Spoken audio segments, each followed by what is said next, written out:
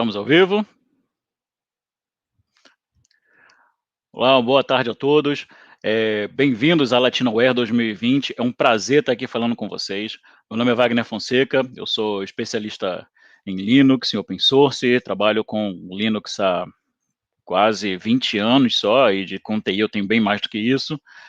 E é um prazer novamente estar aqui com vocês. É bom saber que tem tanta gente interessada, disponibilizando um espaço do seu dia para falar sobre tecnologias livres, sobre software livre, negócios, sobre cultura de segurança e tudo mais. Hoje eu vou falar para vocês, nessa palestra, sobre um estudo de caso, tá, que eu realizei com uma empresa, né, um processo todo que houve uma mudança na cultura da empresa em relação ao software livre, e isso eu gosto de documentar e trazer para mostrar as grandes possibilidades que o software livre tem para quem quer não só melhorar o funcionamento da empresa, ter uma real economia, e principalmente quem quer empreender na área, tá? O software livre, nessa empresa específica, sobre e-mail, né, e os e-mails ainda são são partes importantes do funcionamento de uma empresa, né? Então, muitas vezes a comunicação principal e a documentada, a gente tem que lembrar disso, que a comunicação documentada ela vem por e-mail. Então, eu quero mostrar como é que o uso do software livre, né, como servidor de e-mail corporativo, não só um servidor de e-mail comum, mas servidor de e-mail corporativo que trazem funções a mais do que só enviar e receber mensagens, mudou toda a cultura de uso de tecnologia de uma empresa, né, inclusive centralizou a comunicação no e-mail e permitiu que essa empresa mudasse a visão dela sobre software livre. Então, quando eu cheguei nessa empresa, o cenário era o seguinte: eles tinham um servidor de e-mail simples, básico, com webmail. Eles tinham vindo de um provedor de e-mail, não vou citar o nome, não faz importância isso, mas eles tinham um provedor de e-mail, desses brasileiros, locais mesmo, que fornecia o serviço básico de e-mail, envio e recebimento, tal, mas sempre dava problema, sempre tinha coisas a ser corrigidas, coisas a serem feitas. Então, eu tinha a seguinte situação: os usuários não tinham confiança no serviço de e-mail, não tinham, tá? Tinha muito uso de e-mail particular para assuntos da empresa. E quando eu falo assunto da empresa, eu falo lidar com clientes, fornecedores, tá? Clientes que pagam, na época, contratos de centenas de milhares de reais. Então, estavam resolvendo problemas de contratos de centenas de milhares de reais com e-mail particular, @gmail, @yahoo, @ig, né? As configurações que eles faziam no servidor era por linha de comando. E não tinha nenhum profissional lá especializado em Linux, então tudo era difícil, tudo era penoso para eles, né? Eles não tinham, essa empresa não tinha como marcar a contratação de um especialista. E não tinha nenhum serviço centralizador de arquivos, ou seja, alguém pegava eu tinha um contrato de uma empresa, então mandava para o financeiro avaliar, aí mandava para 4, 5 cópias, aí o cara respondia, né? Às vezes nem alterava nada no documento, respondia e mandava isso para mais 4, 5 outros, e aí aquele documento ia se multiplicando na rede. Quando vi um documento de 2, 3 megas, ocupava mais de 600 megas no servidor, porque o e-mail vai para lá, e-mail anexo para cá, o anexo para lá, tá? Não tinha nenhum tipo de auditoria, ninguém sabia o que estava acontecendo na empresa, então era complicado. Mas quem foi que mandou essa mensagem? Quando foi que nós recebemos o contato de fulano? Por que a gente não recebeu a resposta? Aí o cliente dizia: não, eu mandei, vocês não receberam. Então eles não tinham como auditar se aquela mensagem foi ou não para o servidor, se aquilo ali aconteceu ou não. E só tinha um domínio, tá? Só tinham como lidar com um domínio pelas capacidades que a máquina fornecia. Então, qual foi o resultado, né, dessa mudança, dessa implementação de um software open source, especificamente o Zimbra, tá? Para essa empresa, assim. Para começar, uma interface amigável. Então, a interface de webmail, em geral, ela é fraca, feia e problemática, tá? Então, para você ter uma interface amigável, uma interface que se parecia mais com o que eles estavam acostumados no Outlook, tá? Parecia mais, porque você tem uma curva de aprendizado que é sempre bom a gente reduzir. Então, quanto mais fácil, quanto mais amigável for a interface, melhor para que a pessoa possa se adaptar. Gestão de pastas e catálogos. Eles não tinham gestão de pasta, para começar a história. Então, cada um criava as pastas dentro do seu e-mail e pronto, acabou. Ninguém mais tinha nenhum controle sobre isso. Então, passou a ter uma gestão de pastas e catálogos. Como é que é gestão de pastas e catálogos? Eles puderam criar pastas e essas pastas serem gerenciadas por outras pessoas. Então, eu tinha a minha conta de e-mail, o fulano do setor tem a conta de e-mail dele, a gente tem pastas que são comuns a nós dois, que nós dois conseguimos manipular. Então, houve compartilhamento de pasta, compartilhamento de catálogo. Então, a empresa passou a ter um catálogo global, que atingia todo mundo, que era gerenciado por algumas pessoas. A pessoa podia ter o catálogo local dela, né? E esse mesmo catálogo local ela ainda podia compartilhar para outras pessoas, né? Caso não fossem contatos que fossem necessários para toda a empresa, mas de um setor só, então a gente podia ter os catálogos gerenciados a partir de cada setor, né? A gente podia dar poder controlado para as pessoas trabalharem nos catálogos, trabalharem nas pastas, né? Então eu tinha minha pasta de recebidos, por exemplo, né? Um exemplo. E aí eu podia ter essa parte de recebidos, todos os e-mails, né, de recebimentos feitos, compartilhado com outros que podiam interagir ali. Porta-arquivos, uma das maiores mudanças que a gente implementou lá foi o porta-arquivos, né? Houve uma certa resistência no início, né, porque o cara estava acostumado a clicar, anexa e manda para todo mundo. E aí quando responde, todo mundo recebe a resposta. E o outro responde, todo mundo recebe a resposta, e aí você vai multiplicando aquele arquivo dentro do armazenamento. Então, com porta-arquivos, a gente fazia o seguinte, a gente ensinou o usuário, ó, você sobe teu arquivo para cá e manda um e-mail apontando com o link do porta-arquivo. Então, na verdade, eu tinha uma vez o arquivo na rede, se não sofresse alterações, né? Eu tinha uma vez o arquivo na rede, todo mundo recebia o link do arquivo. Alguns com direito de leitura, outros com direito de leitura e escrita. E isso aqui fez com que a quantidade de dados transferidos do servidor de e-mail, tanto interno quanto externamente, fosse reduzido muito. Foi mais de 60% de redução do tráfego de dados interno. Porque, como eu falei, as pessoas tinham mania de pegar um e-mail, manda para 20, 30, 50, e o cara responde a todos. E aí todo mundo recebe aquele e-mail de volta, com aquele anexo de volta, e aquele peso de volta na rede. Só lembrando, eu vou abrir espaço para perguntas, tá? No final, nos últimos 5 minutos, então se tiver alguma pergunta, poste aqui nos comentários. Então, o porta-arquivos foi uma redução drástica do tráfego.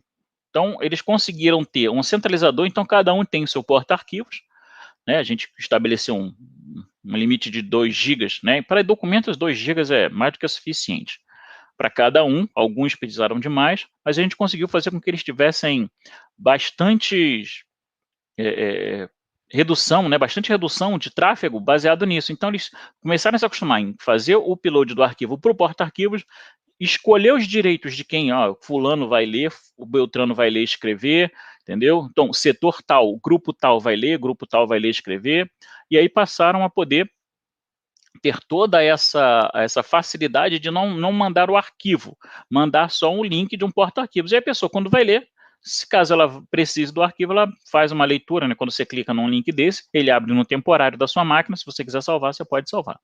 Tá? Assinaturas de férias, de mensagens, tudo isso fácil na interface web, feito em TXT em HTML. Era um caos quando o cara saía de férias antes, porque tinha que pedir para alguém que tivesse um conhecimento maior, chegar e mexer na máquina, né? Fazer essa mensagem, mexer lá nas configurações dele do webmail, acabou com isso. Isso aí passou a ser feito pelo próprio usuário, né? Fizeram um treinamento básico para todo mundo, é assim que se mexe na interface, é assim que a gente classifica os e-mails, vamos criar pastas, vamos criar nossas próprias assinaturas, tal. E isso aí facilitou muito, né? Reduziu um pouco a carga que tinha para os funcionários que eram da TI, que eram do suporte, como eu falei, não tinha especialista lá nisso. Funcionários do suporte que puderam ter um pouco menos de solicitações para fazer coisas triviais que não tem a ver com o setor de TI, né? Não tem a ver com o setor de TI, isso é uma configuração pessoal do usuário. Depois de um treinamento básico, fica fácil você lidar com isso aí.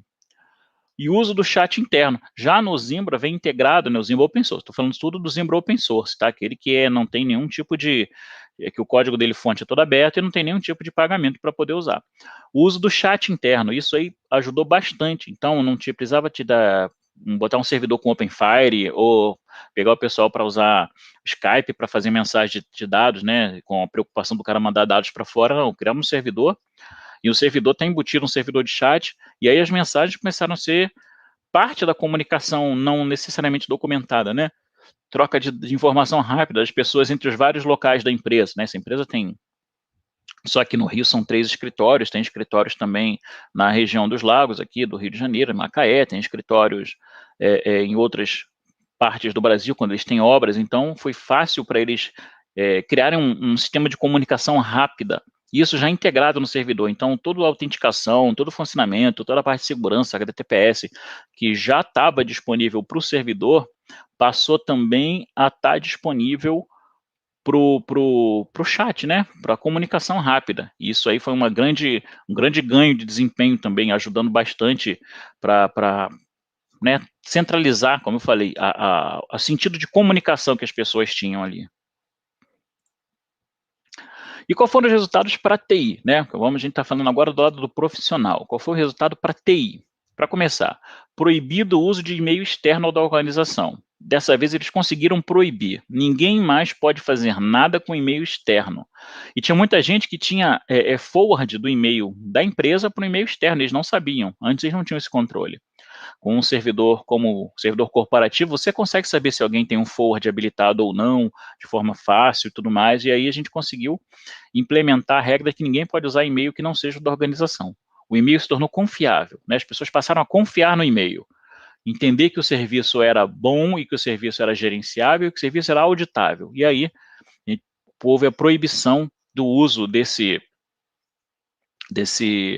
serviço de e-mail, fazendo com que ficasse muito mais fácil toda a gestão da documentação e toda a gestão dos dados, principalmente dados confidenciais que eram trocados para a empresa, né, com clientes. Clientes, inclusive, clientes de Petrobras, né, clientes como governos, clientes como prefeituras. Então, havia muita coisa que estava relacionada à parte governamental do Brasil. Então, não dava para ter dados aí escapando, né, digamos, escapando por contas não gerenciáveis, contas não mensuráveis pela TI interna.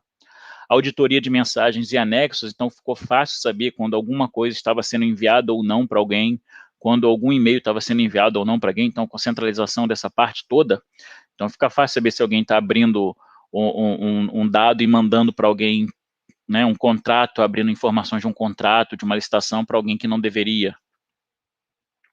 Auditoria dos acessos ao servidor, isso foi muito importante para essa empresa, né? Vou relatar um caso que aconteceu nessa empresa, sem me alongar muito. Um dos funcionários acabou habilitando, né? Não foi autorizado, habilitou acesso ao e-mail de um colaborador para uma pessoa que não era do setor, uma pessoa que não devia ter acesso ao e-mail desse colaborador. E aí isso gerou um problema sério. E aí a auditoria a gente conseguiu ver quem fez essa liberação, né? Quem fez essa liberação de acesso, quando foi feito, a partir de que momento a pessoa utilizou o e-mail do outro, e conseguimos, com essa auditoria também, descobrir que tinha gente que estava usando e-mail de outros colaboradores em aparelhos BlackBerry, aparelhos Android, e aí a gente conseguiu também descobrir quem é que estava vazando informações, né, digamos assim. Então foi um caso complicado, gerou muitos relatórios, muita documentação foi feita em cima disso, mas foi por causa da auditoria do servidor que a gente conseguiu chegar a essas informações. Houve demissões, né, no caso desse caso aí em específico, mas foi por causa da auditoria que a gente conseguiu ter essa informação. Então é importante você poder medir não só o que acontece, mas também auditar para saber como está acontecendo. A total transparência no funcionamento do serviço, então não tinha, não sei qual é o servidor que está lá atrás, não sei qual é a característica, se o servidor permite isso, se o servidor não permite, se o servidor permite anexos do tipo tal, se não permite. Então, com o servidor interno e tudo controlado, a gente sabia exatamente como é que estava funcionando. Eu já falei do menor uso da rede, com menos questão de anexos nos e-mails, usando porta-arquivo, tá? A maior confiança dos usuários, e aí realmente a centralização da comunicação da empresa com os clientes, com fornecedores, passou a ser tudo e-mail, tá? O e-mail da empresa, o e-mail interno, tá? Integração com alguns outros serviços, né? Com RP, com Active Directory, com tudo out of the box, como a gente chama, ou seja, tudo de forma bem simples, de forma fácil, sem ter que você reprogramar, né? Porque muitas vezes o cara tem um serviço, aí tem que configurar e mexer naquele serviço, depois o cara tem outro serviço, vai lá, configura e mexe no serviço, e depois mexe nos dois para que um fale com o outro. Não tem esse problema, foi tudo basicamente clicou, né? Botou as credenciais e os serviços estão se falando. E eu falei, integração com a AD, então aquele login centralizado, né? A gente chama do single sign-on, que você tem com AD na empresa, você pode fazer também com o servidor de e-mail, então a gente conseguiu centralizar tudo, então o login do cara dentro do servidor era o mesmo login que ele tinha nas máquinas, que ele tinha no RP, ou seja, facilitava bastante, né, com essa questão de variadas senhas é complicado para certas empresas, para algumas empresas é melhor, para outras empresas não, então cada caso tem que ser estudado. Contas administrativas por domínio, isso aí foi muito importante pelo seguinte, então eu tinha vários domínios, né, essa empresa tinha um domínio só, a gente passou a colocar vários domínios nela, então ela podia abrir, né, com as suas filiais ali outros domínios lá dentro, que é uma hold, né, tem uma empresa de serviço de construção, tem empresa de serviço de manutenção, tem empresa de limpeza, tal, então é uma hold, então ele pode ter toda uma estrutura baseada em vários domínios e contas administrativas por domínio, ou seja, a gente conseguiu pegar pessoas da TI, que não são especialistas em Linux, que não têm um conhecimento de open source e tal, que não administram o servidor, eles não têm conta administrativa do servidor, mas eles administram um domínio. Criam conta, removem conta, criam aliases, né, de domínio, removem aliases, eles criam contas de máquina, né, para a gente fazer, a gente, por exemplo, tem conta de máquina, posso fazer uma conta para o projetor, uma conta para salas e fazer programações, né, agendamentos, marcando o projetor que eu quero, marcando a sala que eu quero, e aí ela fica retida para que ninguém possa fazer agendamento usando aqueles recursos naquele mesmo momento. Então a gente pode fazer contas administrativas por domínio. Então pessoas da TI, que não são especialistas em Linux, que não têm um conhecimento, conseguiam administrar, fazer aquelas tarefas básicas do dia a dia, né? E a gestão completa via web, né, sem ter que mexer quase em linha de comando nenhuma, não só para eles, com administradores de domínio, mas para mim, como administrador do servidor, também uma coisa muito mais simples de fazer, muito mais fácil muitas vezes. Poucas vezes eu precisava sair da interface web para poder fazer coisas que sejam via linha de comando. Isso também agiliza muito, né? Se bem que eu sou um cara das antigas, trabalho com linha de comando há mais de 20 anos, mas a ideia é trabalhar para facilitar, né, para ganhar desempenho, ganhar velocidade aí. E o resultado para a empresa. Olha só que legal o resultado para a empresa. Tá? Isso aqui é um cálculo baseado nas 600 contas que a empresa, até pouco tempo ela estava com isso. A gente fez uma limpeza há pouco tempo para 460, 450 contas, mas é provável que para ano que vem isso aumente de novo, né? Houve uma redução do quadro de pessoal esse ano. Então, com 600 contas, a economia mensal, pensando hoje numa conta básica do G Suite. Então, você chega lá, vê lá, o G Suite é a conta mais básica. Só que a conta mais básica não tem auditoria, a conta mais básica não tem controle de envio, né, por quantidade, a conta mais básica não tem isso. Tá? Ou do Office 365, conta mais básica do Office 365 também não tem auditoria. Para 600 contas, uns R$24 mais ou menos cada conta. São R$14.400 por mês. Para você ter essas mesmas 600 contas num serviço desse daí, R$14.400 por mês. Não tem auditoria, tá? Não tem controle total do servidor e não tem auditoria, ou seja, você não tem como saber certas coisas, a não ser que você pague pelas contas que têm acesso à auditoria. Aí as contas com acesso à auditoria são mais caras, a gente vai falar dos 30 e poucos reais, dos 40 e poucos reais, e aí a gente já dobra quase isso aí, né? Então, lembrando que são por mês, são R$14.000 a menos por mês. Com isso, você tem uma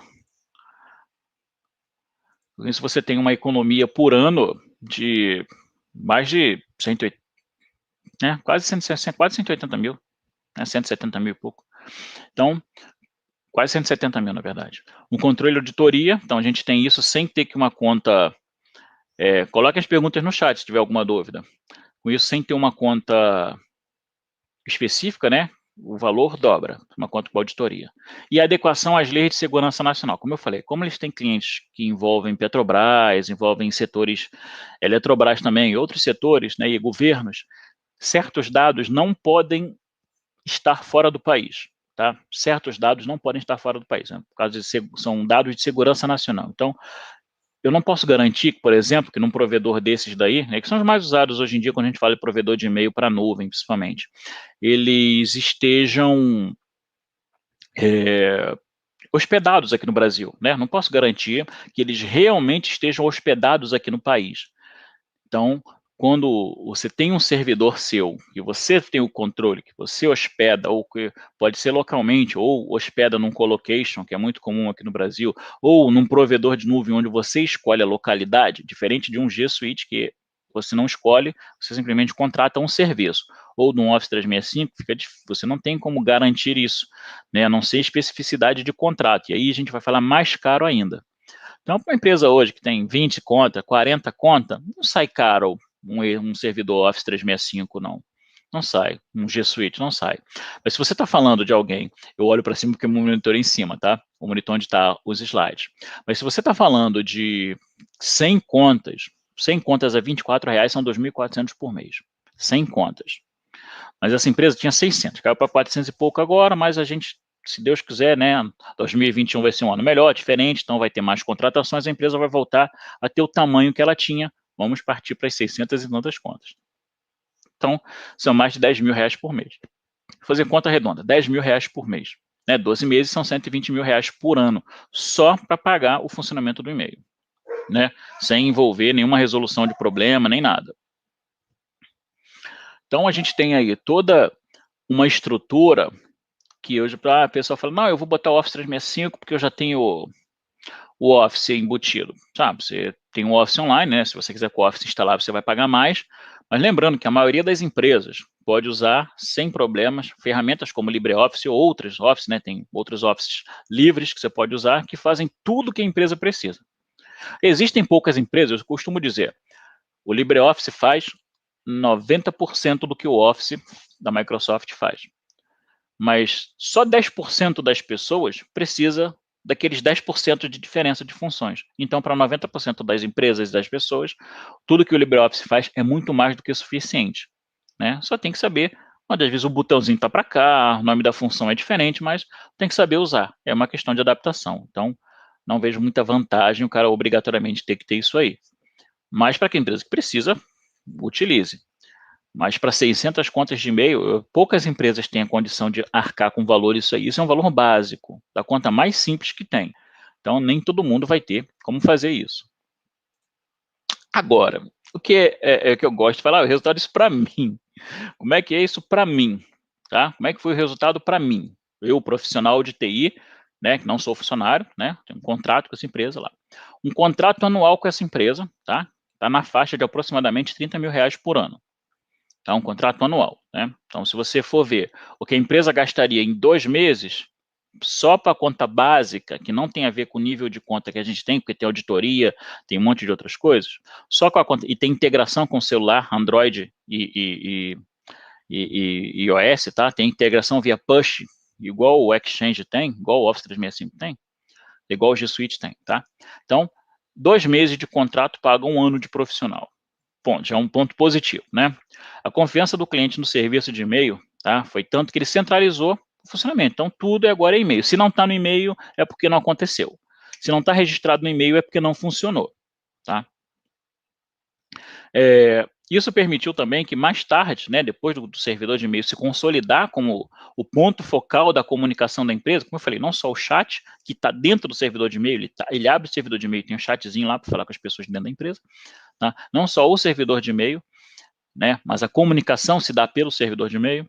Então, a implantação de um firewall também, open source, que ele veio mais tarde, e o sistema de chamados baseado em OTRS, que ele também foi abrindo, né, portas para o uso dentro da empresa, né?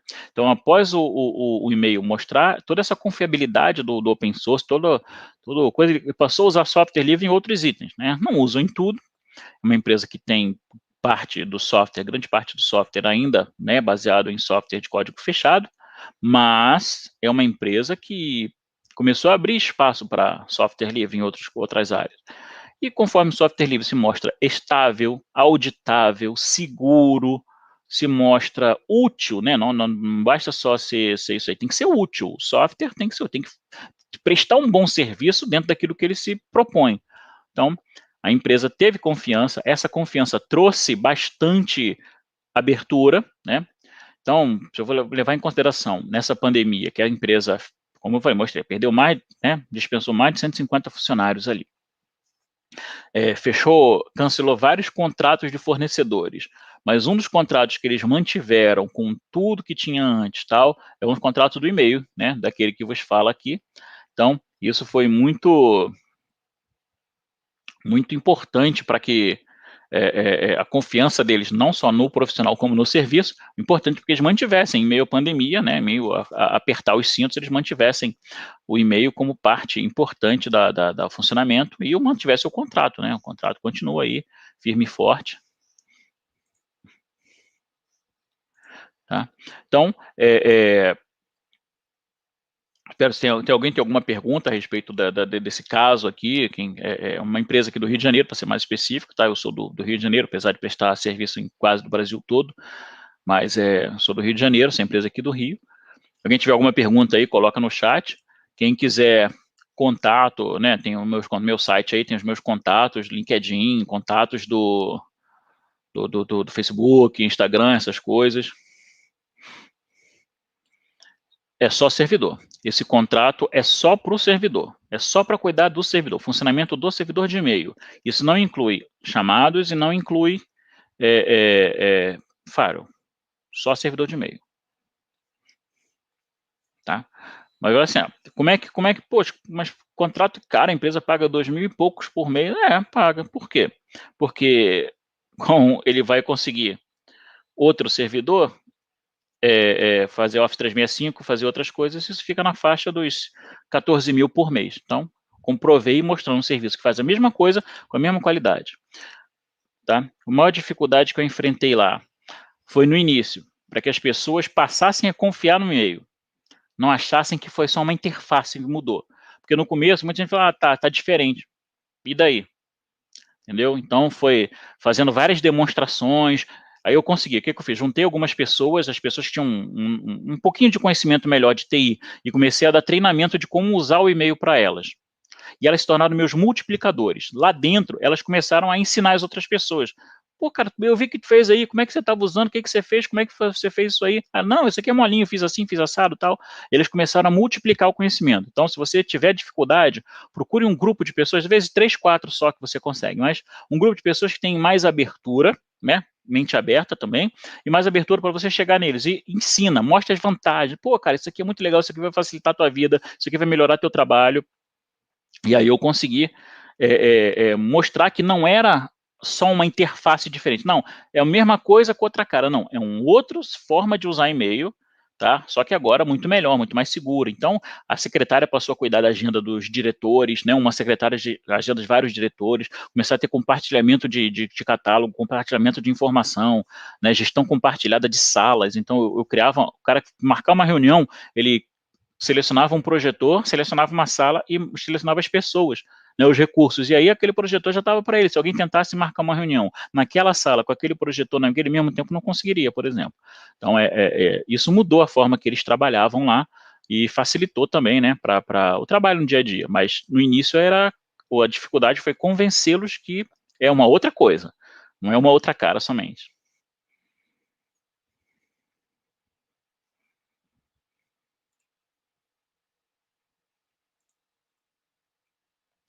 Então, é uma palestra rápida, né? Obrigado aí pela presença, obrigado também pelo pessoal que perguntou, né? Espero que tenha ajudado. Aqui está o contato, tá? Esse vídeo vai ficar disponível. Logo agora a gente já tem mais uma palestra aqui do Henrique. Fiquem aí, porque é show de bola. E essa é a Latinoware, gente. A gente está aí, Latinoware é comunidade, Latinoware é compartilhamento, Latinoware é trocar essa informação e levar para que mais pessoas tenham acesso ao conhecimento. E a oportunidade, né? Empreendedorismo, negócio e tudo mais. Obrigado pela participação, está aqui o meu contato e vejo vocês nos próximos vídeos aí. Alguns eu vou estar aí com vocês assistindo e fazendo perguntas também.